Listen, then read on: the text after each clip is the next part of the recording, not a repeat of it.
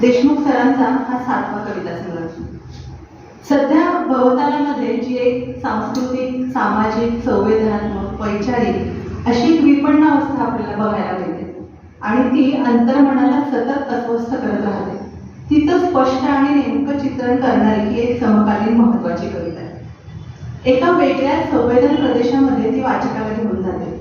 आपापल्या उबदार कोशामध्ये डोळ्यावर कातडं पांघरून मुकाट बसलेल्या लोकांना हलवून जागं करण्याचं सामर्थ्य या अल्पाक्षर कवितेमध्ये आहे.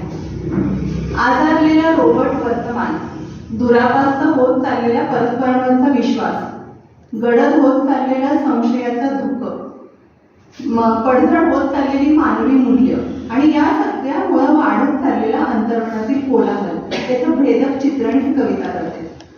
पण असं जरी असलं तरी झाडाचा स्वर वाऱ्याला कळू दे, झाडाचा स्वर वाऱ्याला कळू दे, ढगाची धार नदीला आत्मसात करू दे. मला ठेवू दे कागदावर शब्दांचा हिरवागार हात, मला ठेवू दे कागदावर शब्दांचा हिरवागार हात, माझ्या स्वप्नांना येऊ दे पिकांचा हिरवा उच्चार. असं म्हणणारा हे कवी हृदय या अस्वस्थ वर्तमानामुळे व्यथित आहे पण विकल नाहीये. या कविता म्हणजे हुंकार आहे, टाहू नाहीये आणि उद्गार आहे, तक्रार नाही. मातीशी इमान घट्ट आणि निसर्गाशी अतूट बंध यामुळे ही कविता आशावादी आहे. पाहूया यातील काही कविता.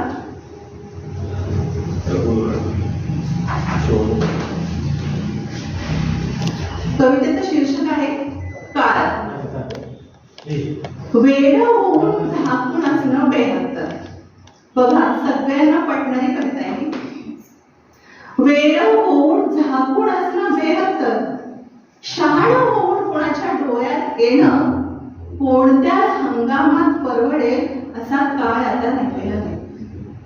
वेड होऊन झाकून असणं बेहत्तर, शहाण होऊन कोणाच्या डोळ्यात येणं कोणत्याच हंगामात परवडेल असा काळ आता राहिलेला नाही.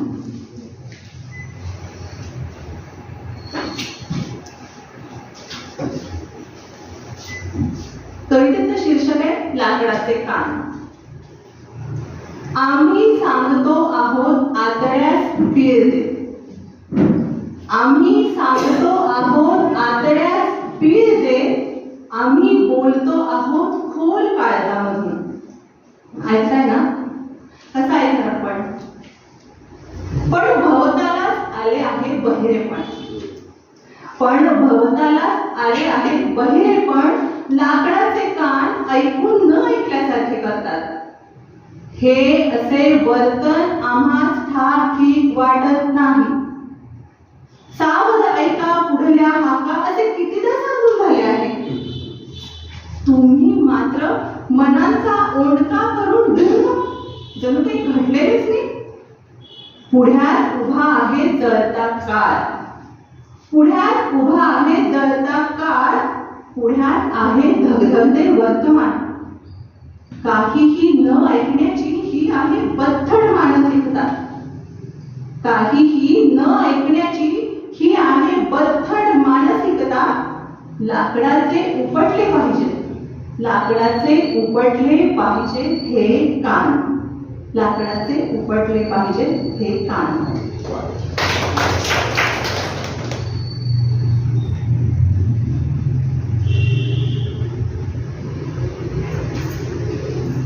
कवितेचं शीर्षक आहे असह्य. घरोघरी मातीच्या चुली, घरोघरी मातीच्या चुली ढणढणल्या, वेदना मुरल्या गाव मातीत.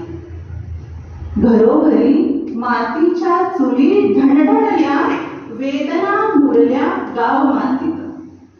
चुलीचा धूर हटो, चुलीचा धूर हटो, दुःख मिटो माय बहिणींचं. रावणाचा भार हलका होऊ दे, रावणाचा भार हलका हलका होऊ दे. फुल येऊ दे भाकरीला, फुल येऊ दे भाकरीला. पुढची कविता आहे सुकाळ. पेरलेले उकरून शोधून पेरलेले उकरून शोधून वानरांनी खाल्ले, उरले सुरले मुंग्यांनी मार्गाकडे वळवले. बघा काय काय झाले. पेरलेले उकरून शोधून वानरांनी खाल्ले, उरले सुरले मुंग्यांनी वारुळाकडे वळवले. सांडलेला दाणा दुणा पोपटाने पळवला, बिळात सांडलेला कण कण उंदरांनी बिळात ठेवला. खाणारे मालक सर्वा धुंड वेचू लागले, खाणारे मालक सर्वा धुंड वेचू लागले. तरीही किती छान आहे बघा. सर्वांनी खाल्ले म्हणून रान मळ्यात सरत नाही, सर्वांनी खाल्ले म्हणून रान मळ्यात सरत नाही. आणि कुणाच्या जीवावर आहे हा आशावाद? जमिनीच्या काळजात असते बरकतीची ग्वाही, जमिनीच्या काळजात असते बरकतीची ग्वाही. धन्यवाद. शीर्षक आहे भगभगीत. बेगड तात्कालिकच, बेगड तात्कालिकच. शिंगांचा बेढवपणा तेवढ्या पुरता लपवण्यास कारण. बेगड तात्कालिकच, शिंगांचा बेढवपणा तेवढ्या पुरता लपवण्यास कारण. वास्तव बेगडात लपून, वास्तव बेगडात लपेटून तहभयात नाहीच नाकारता येत. वास्तव बेगडात लपेटून तहभयात नाहीच नाकारता येत. आज ना उद्या गळून पडते बेगड, आज ना उद्या गळून पडते बेगड आणि भगभगीत वास्तव जाते प्रकाशात सामोरे. खरेपण सरत नाही, खरेपण सरत नाही, झाकलेले लपत नाही. खरेपण सरत नाही, झाकलेले लपत नाही. तहभयात, तहभयात.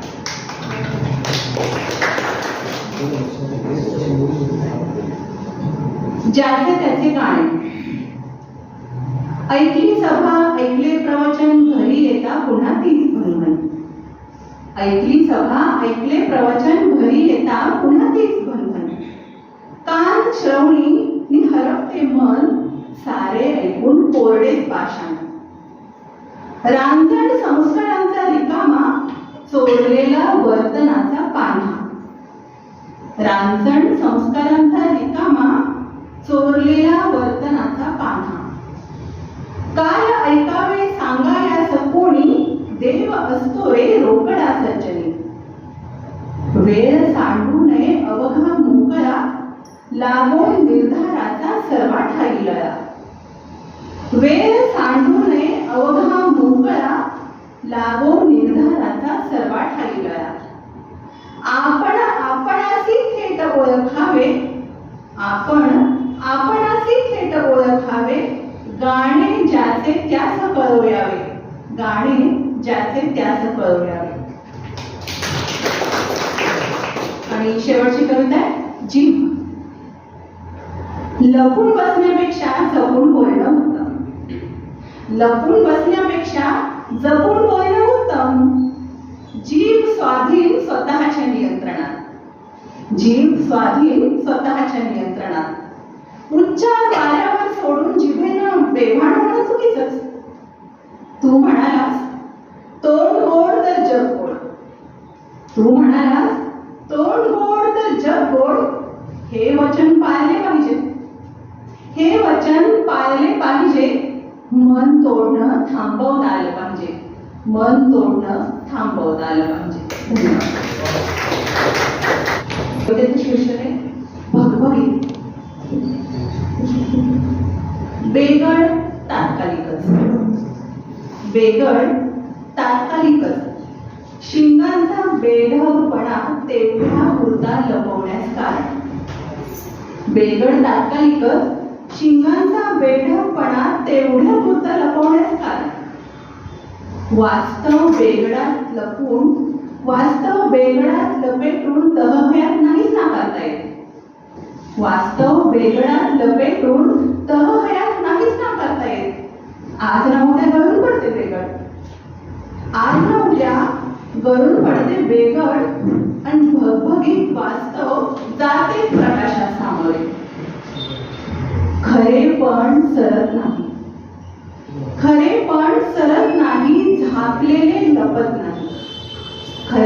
मन सरत नाही, झाकलेले लपत नाही, तहकया तहकया.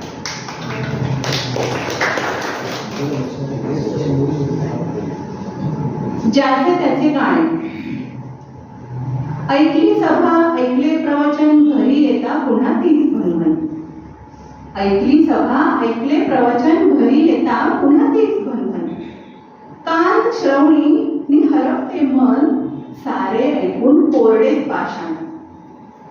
रांजण संस्कारांचा रिकामा, चोरलेला वर्तनाचा पान्हा. रांजण संस्कारांचा रिकामा, चोरलेला वर्तनाचा पान्हा. काय ऐकावे सांगा या सकोणी, देव असतो रे रोकडा सज्जनी. वेळ सांडू नये अवघा मोकळा, लागून निर्धाराचा सर्वा ठाई लळा. वेळ सांडू नये अवघा मोकळा, लागून निर्धाराचा सर्वा ठाई लळा. आपण आपणासी थेट ओळखावे, आपण आपणासी थेट ओळखावे, गाणे ज्याचे त्यास कळवयावे, गाणे ज्याचे त्यास कळवयावे. आणि शेवटची कविता आहे जीभ. लपून बसण्यापेक्षा जपून बोलणं उत्तम. लपून बसण्यापेक्षा जपून बोलणं उत्तम. जीभ स्वाधीन स्वतःच्या नियंत्रणात. जीभ स्वाधीन स्वतःच्या नियंत्रणात. उच्चार वाऱ्यावर सोडून जिभेनं बेभान होणं चुकीचंच. तू म्हणालास तोंड गोड तर जग गोड. तू म्हणालास तोंड गोड तर जग गोड. हे वचन पाळले पाहिजे. हे वचन पाळले पाहिजे. मन तोडणं थांबवता आलं पाहिजे. मन तोडणं थांबवता आलं पाहिजे. धन्यवाद.